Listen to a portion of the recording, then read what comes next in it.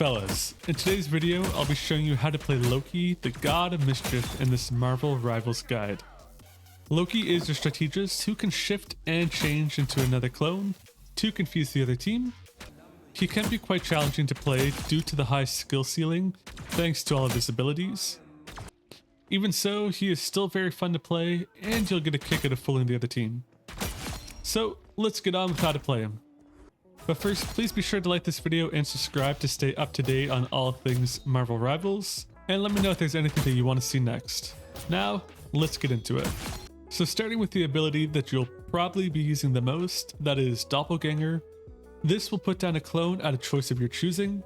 Loki can cast up to 2 clones within a 30-meter radius of himself. They can also cast some of his abilities, like his basic attack, as well as his melee.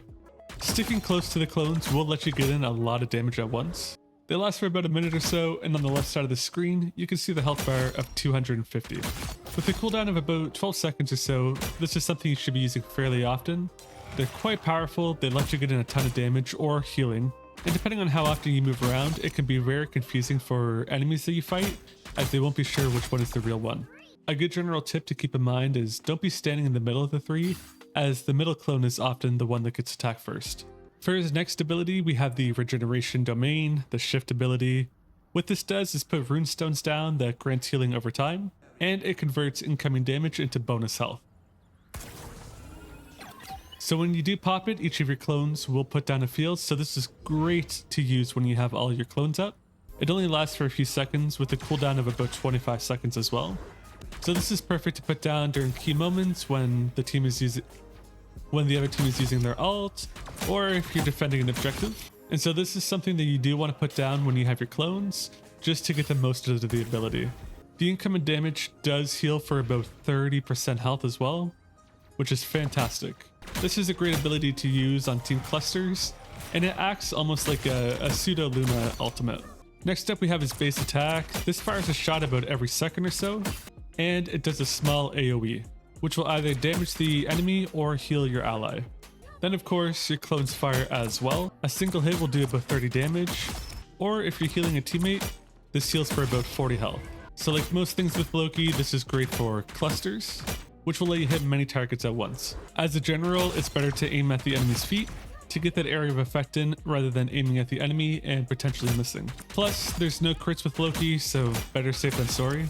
Now we have his second attack, or his second ability, where you become invisible and conjure an illusion to deceive enemies. So if you're getting attacked, you can use your second ability to become invisible. This will let you get away and heal, as you do get a small healing buff.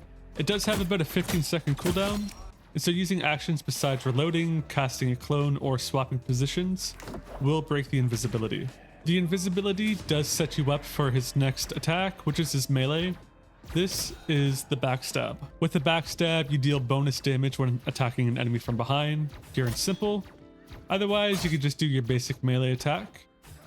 This does hit for about 50% more than just your regular attack. Your clones do use it as well, so this can be useful for taking out supports or stationary targets. And if you play carefully and pay enough attention, you can get the backstab in with your clone. And then as seen earlier, you can swap positions with your clones with the devious exchange. At the bottom of the clone, you see the F button on keyboard to swap. Same with this clone over here.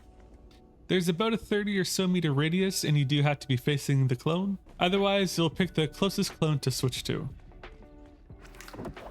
It has a 15-second cooldown, and it's useful for escape, evading enemies, or positioning for a new attack. And if you're coming back from being eliminated, you can use it to quickly move around the map. But again, it only does work on clones within 30 or so meters. And that leads us to a kind of complicated one, which is his ultimate, God of Mischief. With that, you shapeshift into a targeted ally or enemy and use any of their abilities except for team up abilities. Just for clarity, that ally or foe does have to be in the match. And so with this, you select your target, hit the Q button, and then you swap into them.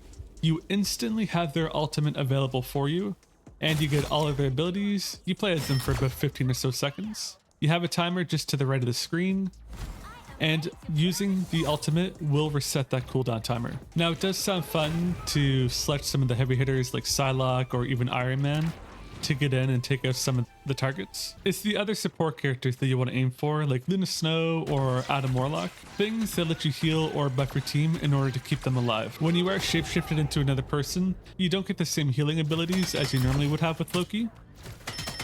And so even choosing someone like Penny, who has the minds for creating space, is really beneficial. However, swapping into characters like Captain America may not be the best choice, making it almost a waste of an ult. But if you are on a team that already has good healers, sometimes the smartest call is to go for someone like Iron Man or Wanda, as their ults will deal massive damage to get some kills. In general, the support tends to be the better choice. And then lastly, we do have their team up. I can't even say that word. When Hela lands a final hit in defeating an enemy, she can instantly resurrect Loki and Thor in the respawn phase, or grant them both bonus health if they're already alive. So right now we're at 200 out of our 250 health.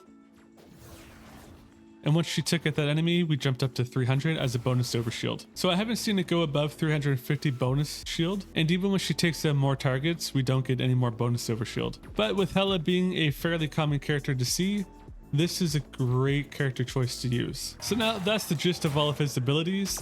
Let's hop into some matchmaking to see him in play. Loki is a great hero for taking out enemy healers and support characters. Using his clones and abilities effectively, you can really turn the tides of a match.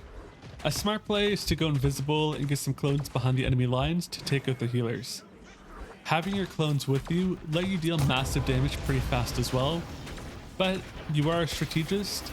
Healing should be a main focus with Loki. When you do use your ult, you get 15 seconds to play as another character who can use their ult at any time. Put down some clones and some healing zones beforehand, as they will stay up during the ultimate. So for this, you want to make sure you have some playtime or at least know the abilities with most of the characters for him. It can be incredibly daunting to end up playing as a new character you never used before, which will effectively throw away a very powerful ult. You also do copy the player's name and get a brief moment of iframes, plus your health will max out. However, your clones do not attack during this.